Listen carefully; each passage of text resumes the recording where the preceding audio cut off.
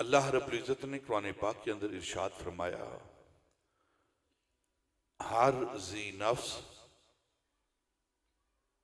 जो भी इस कायनात के अंदर सांस लेता हुआ आया है उसने मौत का जायका चखना है। मौत का जायका चखना है। इसी से सारी बातें जाहिर हो रही हैं कि मौत की हकीकत क्या है।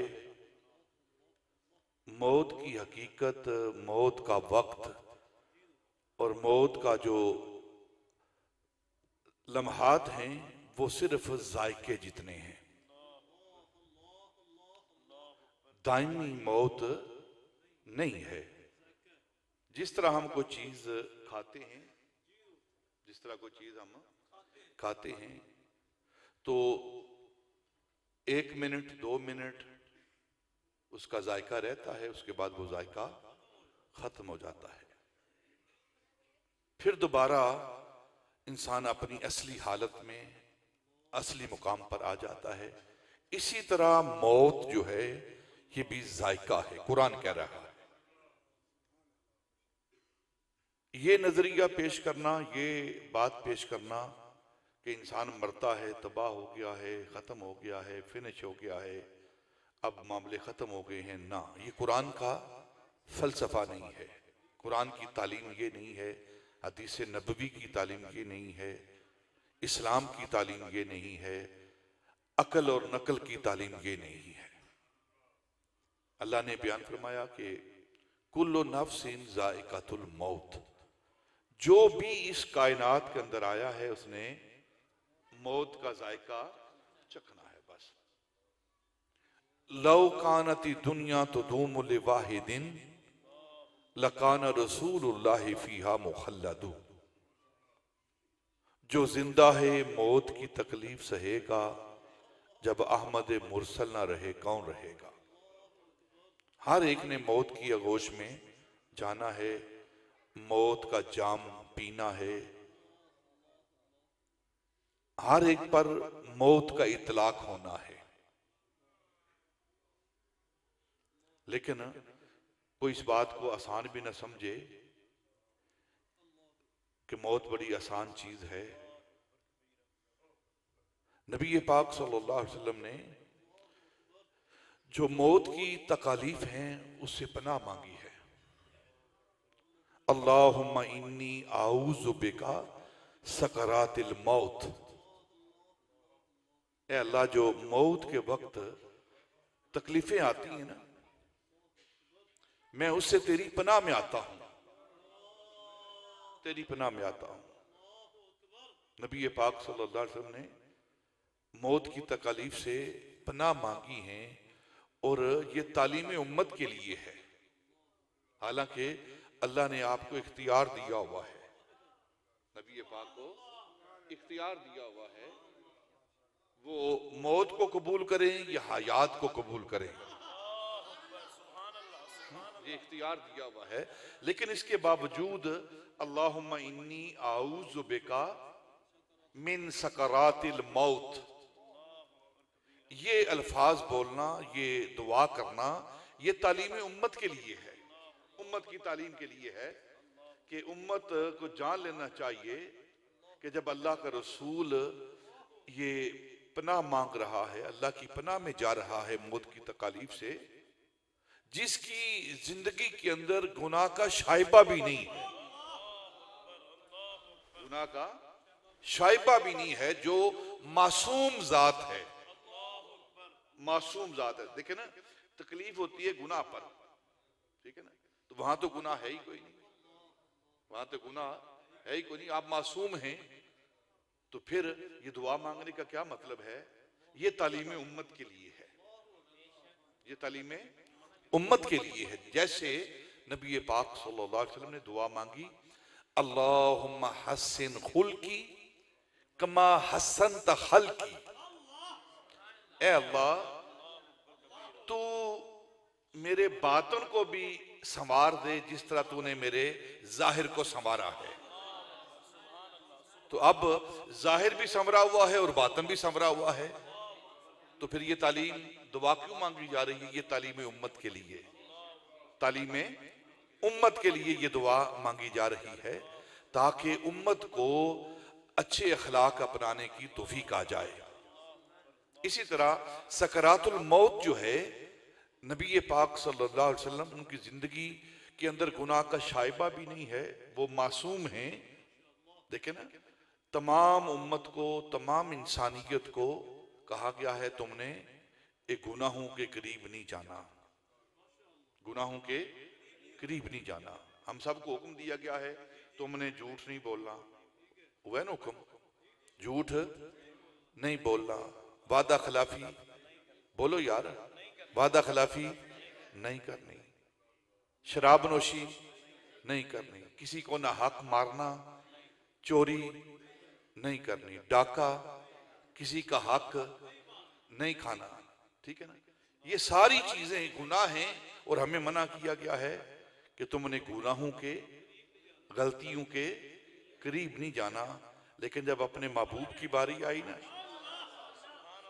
तो महबूब को यह नहीं फरमाया कि महबूब तूने गुनाहों के करीब नहीं जाना, बल्कि गुनाहों से कहा कि तुमने मेरे महबूब के करीब नहीं आना।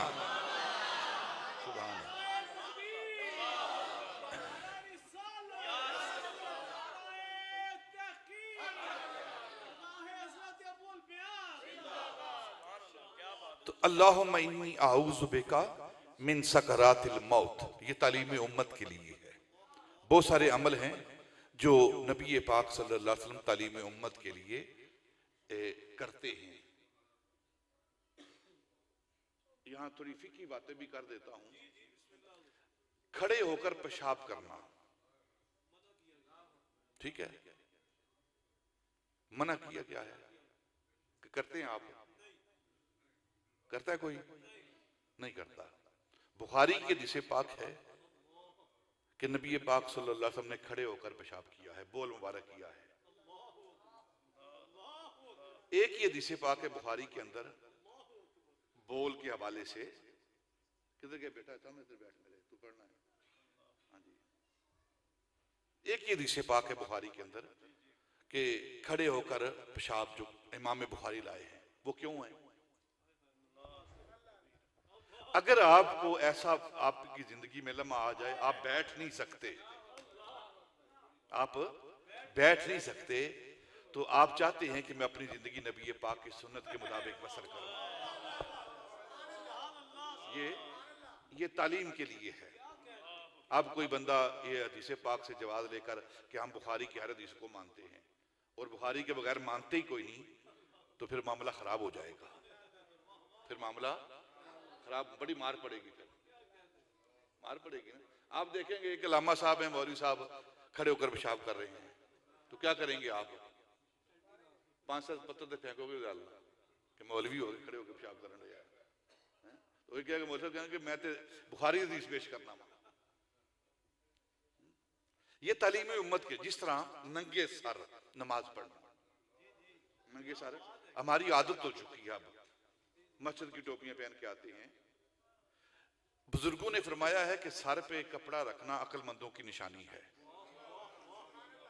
जो सर पे कपड़े रखते हैं, कपड़ा रखते हैं, वो अक्लमंद होते हैं। आप अपने सारे बुजुर्गों को देखें, उन्होंने अपने सर पर कपड़ा रखा होता था, टोपी पहनी हुई है, ऊपर रुमाल बांधा हुआ है, पग बांधी हुई है, ठीक है ना, इससे अकल बढ़ती है। नबी पाक सल्लल्लाहु अलैहि वसल्लम ने नंगे सर नमाज पढ़ी है, इसमें कोई शक नहीं, नंगे सर नमाज पढ़ी है, लेकिन तालीम उम्मत के लिए इसको तरीका नहीं बनाना चाहिए। जिस तरह खड़े होकर पेशाब फरमाया है ना आपने, बोल मुबारक किया है, इसी तरह नंगे सर भी नमाज आपने पढ़ी है, लेकिन तालीम उम्मत के लिए, ताकि कभी ऐसा वक्त आ जाए इंसान के पास कपड़ा ना हो, जमात खड़ी है और किसी वजह से उसके पास कपड़ा नहीं है, तो वो नमाज छोड़कर, नमाज जो जमात है उसको तर्क करके वो घर की तरफ भागता ना जाए और वो नमाज पढ़ ले ताकि उसकी जमात जो है उसको सवाब मिल जाए। लेकिन हमने इसको आदत बनाया हुआ है, सर पे कपड़ा रखते ही नहीं, कहते बाल खराब होते हैं। मेरे नजदीक एक बात आप समाप्त कर लें, नंगे सर नमाज पढ़ने के हवाले से ये मसला सुन लें आप। तीन मसले हैं। अगर इंसान तन्हाई के अंदर अपने घर के अंदर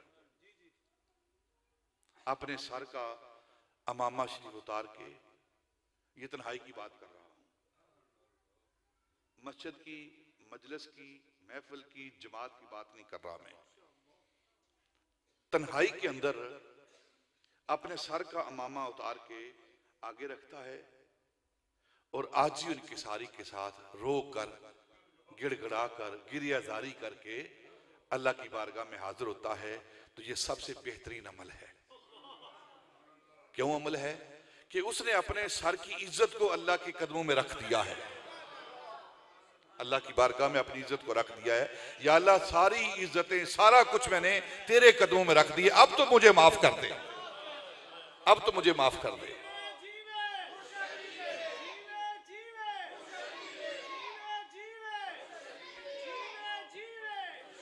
लेकिन ये मसला घर के अंदर का है, बाहर का मसला नहीं है। ये घर का मसला ये नहीं है, खलवत की बात हो रही है। हाँ, अब तो पता नहीं खलवत वाले काम जलवत में हो रहे हैं, रियाकारी होती है। एक बंदा मस्जिद के अंदर, हदीस पाक है ये, सियासता की हदीस पाक है, एक बंदा मस्जिद के अंदर नमाज पढ़ रहा है और नमाज के अंदर वो रो रहा है, और सहाबा की बात है ये। तो सैयदना उमर फारूक रज़ी अल्लाह ताला अन्हु या कोई साथ सहाबी खड़ा है, तो उन्होंने जोर से उसको कंधा लगाया, और जब नमाज खत्म हुई तो फरमाया ये काम घर में जाके कर, लोगों को ना दिखा। आज का रियाकारी आम हो गई है। तो इंसान अल्लाह के डर से, खौफ से, रियाकारी से बचने के लिए और अपने सर की इज्जत उतार के अल्लाह के कदमों में रखता है जो कदमों से पाक है, तो फिर उस वक्त उसका नंगे सर नमाज पढ़ना दुरुस्त है। ठीक है। दूसरी बात, उसके पास कपड़ा नहीं है, किसी वजह से वो कपड़ा नहीं ला सका, या टोपी उसके पास नहीं थी, तो जमात खड़ी हो गई है, तो अब वो जमात के साथ खड़ा हो जाए। लेकिन ये आदत नहीं होनी चाहिए, ये आदत नहीं होनी चाहिए, कभी कभार का मामला है। तीसरा मसला कि इस नीयत के साथ वो सर से नंगा रहता है और नमाज पढ़ता है कि अगर सर पे टोपी पहनूंगा तो बाल खराब होंगे, बाल खराब होंगे, मेरे सर के बाल खराब, अगर टोपी पहनूंगा तो बाल खराब हो जाएंगे। तो इस हालत में नमाज पढ़ना ये कुफर है। क्या है? क्यों कुफर है? इसलिए कुफर है कि उसने नमाज को हल्का जाना है और अपने बालों को आला जाना है। ठीक है, ठीक है, मसला समझ आया कि नहीं आया? उसने नमाज को हकीर जाना है माज़अल्लाह, और अपने बालों को आला जाना है कि मेरे बाल खराब ना, नमाज खराब होती तो हो जाए, तो ये कुफर है।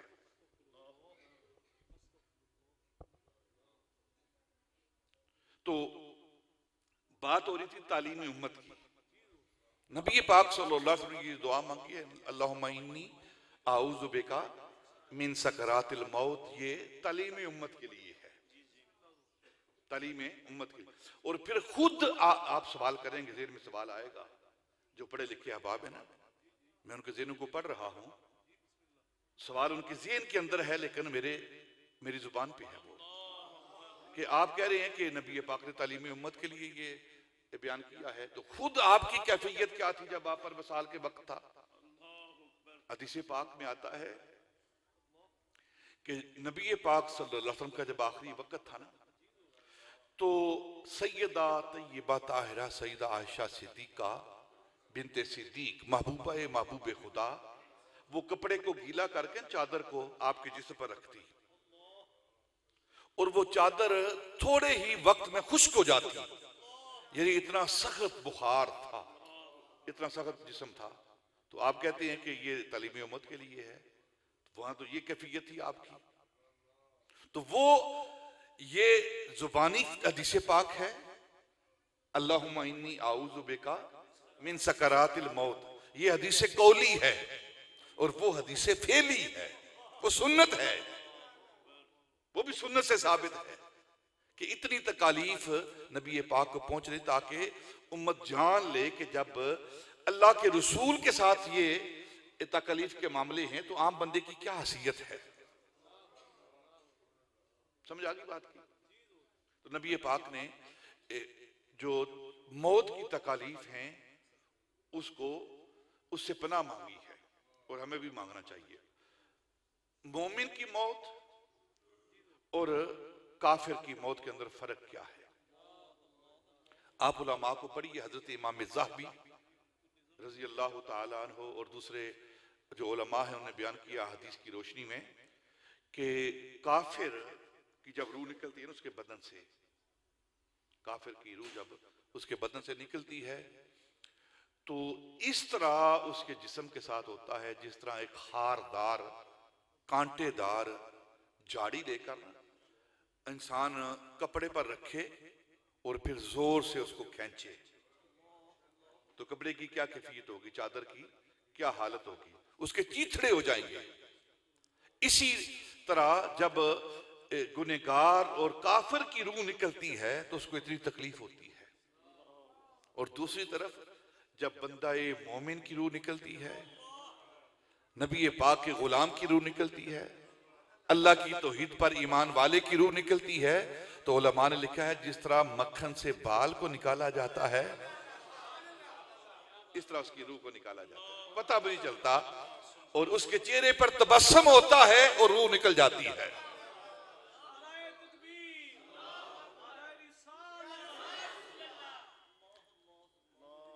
तो हर एक पर मौत आनी है, हर एक पर मौत आनी है। हम दुनिया की जिंदगी के अंदर मगन हो गए हैं, भूल चुके हैं दुनिया की जिंदगी के शौक में आखिरत की जिंदगी को। हालांकि रोजाना अपने प्यारों को अपने हाथों से हम दफनाते हैं, लेकिन हमारा यकीन कमजोर हो चुका है कि इसको दफनाया है, हमने दफन नहीं होना। ये जितने भी गुनाह हो रहे हैं ना हमारी जिंदगी के अंदर, मैं सिर्फ दावत फिक्र दे रहा हूं आपको, अपने आप को भी आपको भी। हम दावत फिक्र एक दूसरे को दे रहे हैं कि हमें सोचना चाहिए, फिक्र करनी चाहिए। रोजाना अपने भाइयों को, अपनी बहनों को, अपने वालिदैन को, दोस्तों को, प्यारों को दफनाते हैं, लेकिन हमें यकीन नहीं होता कि हमने भी दफन होना है या कोई हमें भी दफन करेगा। आप इसकी सबसे बड़ी मिसाल वो जनाजे की ले लें। जब जनाजा पड़ा होता है ना, जनाजा पड़ा होता है उस वक्त हमारी क्या हालत होती है कि उधर जनाजा पड़ा है, सामने मैयत पड़ी है, हम दुनिया की बातें कर रहे हैं, हाँक रहे हैं, गप्पे हाँक रहे हैं। फिर उधर कब्र के अंदर डाला जा रहा है, ये इबरत का मकाम है, लेकिन हम सूटे लगा रहे हैं उधर साइड पे खड़े होकर और गप्पे मार रहे हैं, दुनिया की बातें कर रहे हैं। यह मौत को भूल चुके हैं। मौत को हमें याद रखना है। जितने भी गुनाह हो रहे हैं ना, ये इंसान के जो मौत का अकीदा है, मौत की जो उसकी नजरिया है, और फिर आखिरत में सवालों जो जवाब होने हैं, उसकी कमजोरी की वजह से ये सारे काम हो रहे हैं। देखें, एक मिसाल देता हूं। आप अपनी गाड़ी पे, मोटरसाइकिल पे जा रहे हैं, आगे ट्रैफिक लाइट है, ट्रैफिक लाइट रेड हो गई है, तो क्या मतलब है इसका? बोलो यार, बोलो ना, क्या मतलब है इसका? आप रुक जाएं, लेकिन आप क्रॉस कर देते हैं तो क्या होगा? चलान होगा, 2-4 हज़ार रुपया, 500 रुपया या वट एवर जो भी होगा, चलान होगा। और आपको इल्म है कि मैंने जो ही क्रॉस करना है मेरा चलान होना ही होना है, तो करेंगे क्रॉस? आप करेंगे? नहीं करेंगे, क्योंकि आपको पुख्ता यकीन है कि पुलिस वाला नहीं भी खड़ा ना, पुलिस वाला नहीं भी खड़ा लेकिन कैमरे की आंख देख रही है, आपके घर चलाना आ जाएगा। पूरी वेस्टर्न सोसाइटी यही है ना, सिर्फ हमारे मुल्क के अंदर ये उद्यम मचा हुआ है ना, बाकी तो पूरी दुनिया एक महजब दुनिया है, सिविलाइज दुनिया है। यहीं जानवरों की तरह जिंदगी बसर की जा रही है, क्योंकि इनको तालीम नहीं दी गई, इन बेचारों को हमें तालीम नहीं दी गई, और ना ही हम उस तालीम को पसंद करते हैं। अच्छी बात को हर बंदा दूसरे पर तनकीद करता है कि तुमने ये काम नहीं करना, तुमने ये काम नहीं करना, खुद करना है। तो इस तरह ये इस्तराब है। जब आपको यकीन है कि आपको जुर्माना होगा, आपको सजा मिलेगी, तो आप वो काम करेंगे? नहीं करेंगे। तो आखिरत के अंदर सारे सवालों का जवाब देना है। हदीस पाक में आता है कि एक जर्रा बराबर भी अगर किसी ने ज्यादती की होगी ना, जर्रा बराबर भी, तो उसको भी उसका हिसाब देना पड़ेगा। ये जो सूरह आराफ है ना, इराफ एक मुकाम का नाम है, एक जगह का नाम है। वो जगह क्या है? जन्नत और जहन्नम के दरमियान, जन्नत और जहन्नम के दरमियान एक जगह है, उस जगह को इराफ कहते हैं। सूरह इराफ भी है कुरान पाक की, ठीक है ना? उस जगह को इराफ कहते हैं। ये किन लोगों के लिए है? ये उन लोगों के लिए है जिनकी नेकियां और गुनाह बराबर होंगे। नेकियां और गुनाह, 100 ही नेकियां हैं और 100 ही गुनाह हैं। जिनकी नेकियां और गुनाह बराबर हो गए हैं, उनको वहां रखा जाएगा। क्यों? उसकी जो नेकियां हैं उसे जहन्नम में जाने नहीं देंगी, और जो उसके गुनाह हैं उसे जन्नत में नहीं जाने देंगे, जन्नत में नहीं जाने देंगे। यानी 100 नेकियां हैं बराबर, 100 नेकियां हैं, 100 ही गुनाह हैं। अगर किसी की एक नेकी बढ़ गई तो जन्नत के अंदर, और अगर एक गुनाह बढ़ गया तो जहन्नम के अंदर। और जिसकी हमें अहमियत ही कोई नहीं ना, कोशिश नहीं करते कि चलो एक गुनाह बढ़ जाए आज के दिन में। 100 गुनाह किए हैं, 100 नेकियां की हैं, चलो 101 नेकी कर लेते हैं कम से कम, चलो एक आखिरी नेकी की वजह से जन्नत के अंदर चले जाएं। तो इतना सख्त मामला होगा। और फिर सूरह अंबिया के अंदर वनादाउल मवाजीनल किस्त लियौमिल क़ियामा, अल्लाह फरमाता है कि हम क़यामत के रोज मीजान को नस्ब करेंगे, मीजान को नस्ब करेंगे।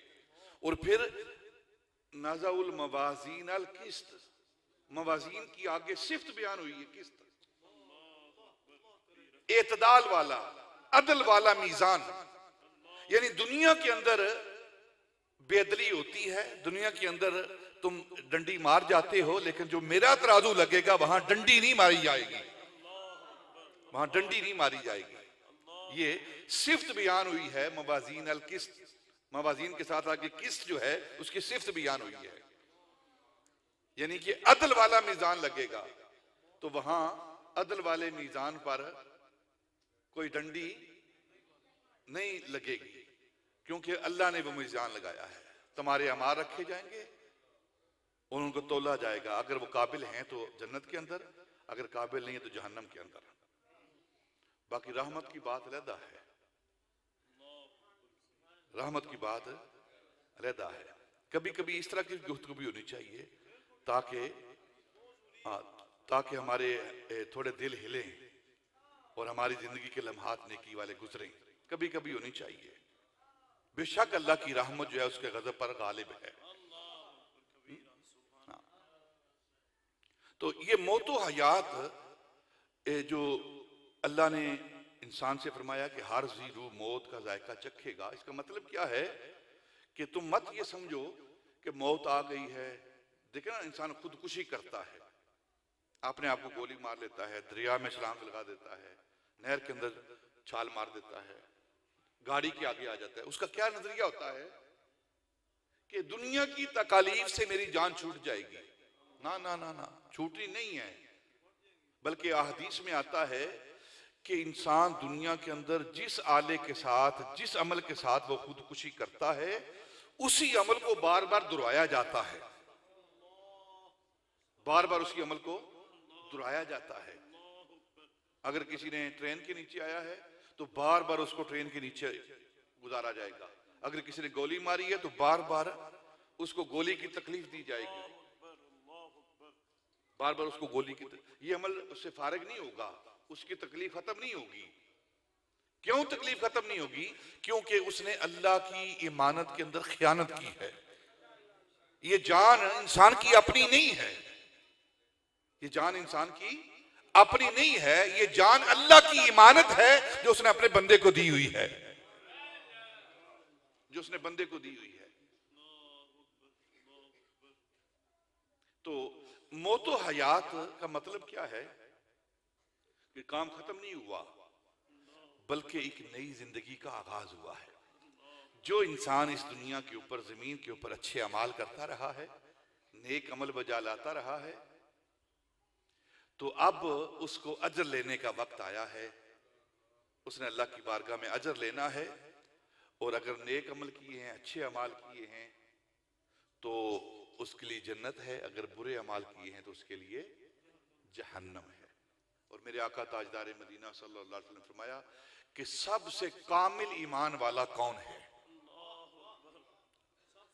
कामिल ईमान वाला कौन है? नबी पाक सल्लल्लाहु अलैहि वसल्लम से ये सवाल किया गया कि सबसे कामिल ईमान वाला कौन है। नबी पाक ने ये नहीं फरमाया कि जिसकी नमाजें बहुत ज्यादा हैं, ना, जिसके रोजे बहुत ज्यादा हैं, ना। मेरे आका ताजदार मदीना सल्लल्लाहु अलैहि वसल्लम ने फरमाया कि जिसका इखलाक सबसे कामिल होगा, जिसका इखलाक सबसे कामिल होगा। तो अब हमारे अखलाक कैसे हैं? बड़े छोटों के साथ गुफ्तगू कैसे करते हैं और छोटे बड़ों के साथ गुफ्तगू कैसे करते हैं? हम अपनी माओं बहनों बेटियों को किस तरह देखते हैं? राह जाते हुए, गुजरते हुए हमारे अमाल क्या होते हैं, हमारे अखलाक कैसे होते हैं? कितनी जल्दी लड़ाई झगड़ा करते हैं, कितनी जल्दी लड़ाई झगड़ा करते हैं। और फिर रास्ते से गुजरते हुए घरों के अंदर कैसे झांकते हैं हम। मोटरसाइकिल पे जा रहे हैं, दरवाजा खुले, अंदर देखा है, आपका घर ही नहीं भाई, वो आप क्यों झांक रहे हो वहां? हदीस पाक, नबी पाक ने फरमाया कि अगर कोई आपके घर के अंदर झांकता है सुराख से तो आपको हक पहुंचता है पेंसिल, कलम, सोटी लेकर उसकी आंख के अंदर घुसा दो, उसकी आंख को फोड़ दो, तुम पर कोई जुर्म आयद नहीं होगा। और ये अखलाक हैं, एटिकेट्स हैं, आदाब हैं जो हमें नहीं आते और नाम सुनना चाहते हैं।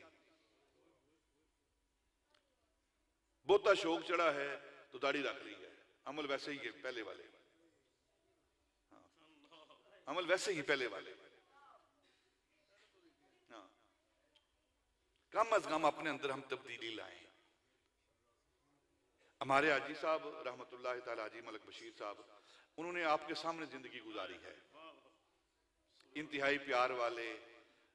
मस्जिद और घर, घर और मस्जिद, यही बात है कि नहीं? बोलो ना यार, अखलाक के साथ। उसकी दलील क्या है? आगे देखे ना, बेटे जो हैं नेक बेटे, और ये सदका जारिया है।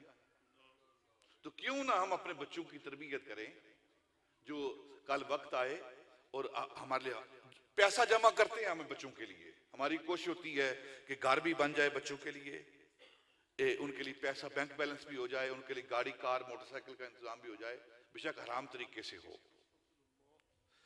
जमा हमने किया है, वालिदैन ने, उससे फायदा बच्चे ले रहे हैं और जवाब हमने देना है। बच्चों से नहीं पूछा जाएगा ना कि तुमने तेरे बाप ने हराम कमाया था मोटरसाइकिल, ये तू चला रहा है। बाप से पूछा जाएगा हराम की मोटरसाइकिल आई है तो तूने क्यों ये काम किया है? बच्चों के लिए किया है। अच्छा बच्चों, तू तो पहले भुगतना। तो सब हराम काम करते हैं, जमा करते हैं ताकि बच्चे नफा हासिल करें और जवाब हम दें। और बच्चों को इतनी तफीक भी नहीं है कि मरने के बाद वो बाप की कब्र पर खड़े होकर 2 फूल ही चढ़ा दें, 2 लफ्ज ही फातिहा के पढ़ दें। तो ऐसे बच्चों को क्या करना है हमने? बोलो ना यार, कि उनके लिए हराम कमाना है हमने?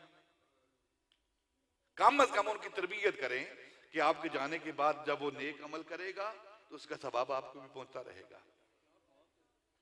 तो इसलिए हम अपने अंदर तब्दीली लाएं। तब्दीली वो नहीं जो वो ला रहे हैं, ठीक है। हाँ, जो इस्लाम की तब्दीली है ना, जो अखलाक की तब्दीली है, अगर कोई हमारे अंदर बुरा अमल है, बुरा अखलाक है, तो किसी को कहने की जरूरत नहीं कि तू बद अखलाक है, ना ना, अपने अखलाक को हम दुरुस्त करें। देखो ना, जो समझदार लोग हैं उन्होंने कहा है कि आप एक उंगली दूसरे की तरफ करते हैं और बाकी 3 उंगलियां, देखो ना, एक उंगली आपकी तरफ है और 3 मेरी तरफ है, तो क्यों आप दूसरे की तरफ उंगली करते हो? हम अपने आप को दुरुस्त करें, अपने आप को। हजरत बाबा फरीद रजी अल्लाह तआला की बात करके बात खत्म करता हूं। बाबा फरीद या ख्वाजा निजामुद्दीन औलिया, सिलसिला आलिया चिश्तिया के ये 2 बुनियादी सतून हैं। उनके पास एक शख्स आया, हजूर एक बंदा है, मुझे गाली गलौज करता रहता है, मुझे तकलीफ देता है, हर वक्त उसकी कोशिश होती है कोई मौका जाने ना दे और मुझे वो रंज और तकलीफ ना पहुंचाए, तो अब मैं भी उससे बदला लूंगा, मैं भी उसकी राह में रोड़े अटकाऊंगा, उसकी राह में कांटे बिछाऊंगा।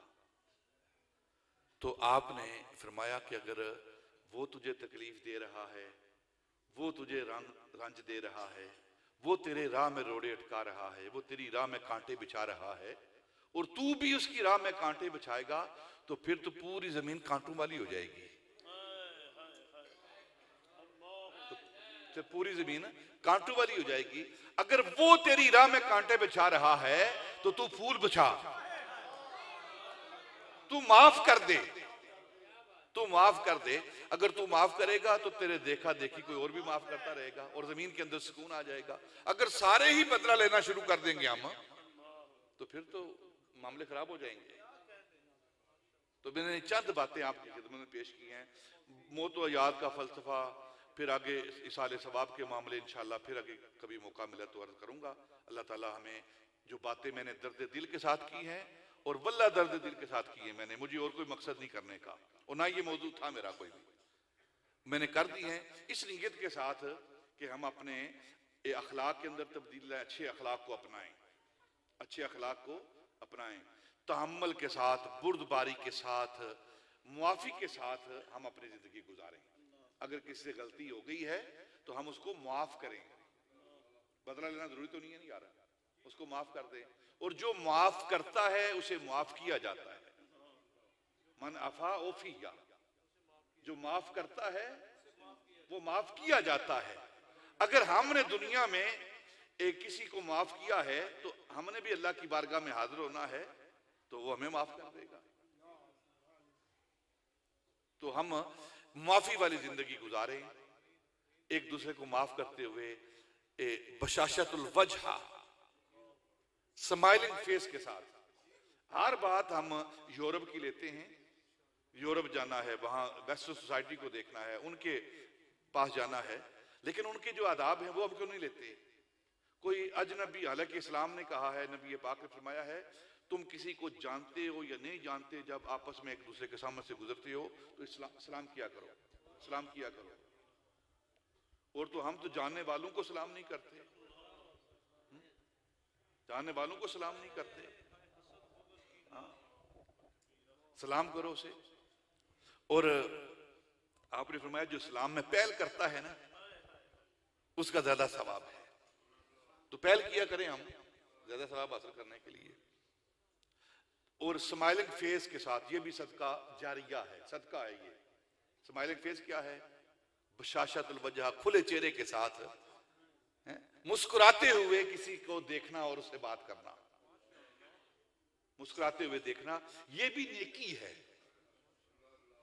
वो आपका मिलने वाला है या अजनबी है, ये दिसे पाक यार। बशाशतुल वजह, स्माइलिंग फेस, इसका तर्जमा है खुले चेहरे के साथ, मुस्कुराते चेहरे के साथ।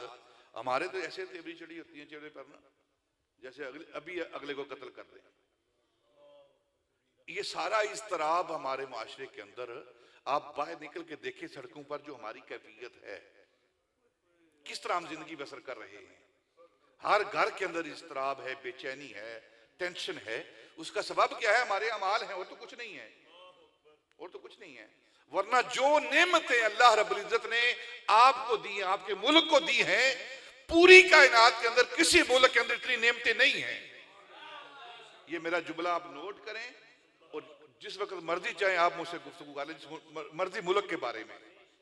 जो नेमतें, देखें ना, आप इस बाईपास से शुरू हूं, ये जो पिंडी बाईपास है, यहां से शुरू हूं, सियालकोटी दरवाजे तक चले जाएं आप, दोनों तरफ अंबार लगे हुए फलों के, केले लगे हुए हैं, अनार लगे हुए हैं, जापान लगे हुए हैं, सेब लगे हुए हैं, संघाड़े लगे, जो जो जो आप जी करता है। और महंगे नहीं है ये, आपको महंगे लगते हैं, ये महंगे नहीं है ये। हाँ जी, आप बरूनी मुल्कों को देखें, जो बड़ी सी बड़ी शॉप है ना इसकी सब्जी की या फल की, उसके अंदर 4 क्रेट पड़े हुए हैं सिर्फ सेब के। अगर आपने 5 लेने तो कहते कल देंगे आपको। अगर आप चाहें ना इस वक्त कि आपको 5 टन सेब चाहिए, तो आधे घंटे के अंदर इकट्ठा कर लेते हैं आप गुजरांवाला से।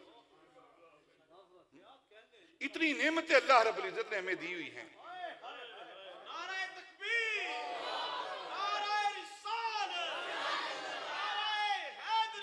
और फिर साफ शफाफ पानी है, गंदा हमने खुद किया हुआ है, गंदा हमने खुद किया है पानी को। आप थोड़ा सा शहर से बाहर निकलें, 50-60 फुट पे पानी आ जाता है। पिछले हफ्ते हमने बोर करवाया क्लास के में ना, 50 फुट से 60 फुट पे बोर करवाया, बेहतरीन सोना पानी आया वहां। अगर यहाँ शहर के अंदर 500 फुट निकालते हैं और फिर भी पानी अच्छा नहीं आता, तो कसूर किसका है? हमने अपना गंद वहां डाला हुआ है। तो वहां तो जमीन से पानी निकलता ही नहीं है, बस बारिश हो गई तो पानी जमा हो गया, वो भी डैम के अंदर जमा हुआ है, फिर साफ होके फिर उन लोगों को मिलता है। आप तो थोड़ी सी कोशिश करें तो 60 फुट टोया निकालें, वहां से पानी निकल आएगा। इतनी नेमतें हैं हमारे पास, लेकिन फिर भी चैन, सुकून, इत्मीनान नहीं है। पैसे कमाते हैं फिर भी इस्तराब है। इतनी वाफर चीजें होने के बाद फिर भी अगर इस्तराब है, बेचैनी है, तो उसका सबब क्या है? उसका सबब यह है कि हमारे अखलाक अच्छे नहीं हैं। हमारे अखलाक अच्छे नहीं है। आओ अपने अखलाक को दुरुस्त करें। हम एक दूसरे के साथ मोहब्बत करें, प्यार करें, एक दूसरे की बात को तहम्मुल, बुर्दबारी के साथ सुने। मसालक का इख्तलाफ अपनी जगह है कि किसी ने मेरे अकीदे के खिलाफ बात की है, उसकी बरक्स गोली मार दो उसको भी। उसने अल्लाह की बारगाह में जाकर जवाब देना है। अल्लाह की बारगाह में उसने जवाब देना है, क्या नजरिया है, क्या अमल है उसने। आप क्यों अदालत लगाते हो? यहां उसका नजर क्या है? आप अपने नजरिए के मुताबिक काम करो, उसे अपने नजरिए के मुताबिक काम करने दो।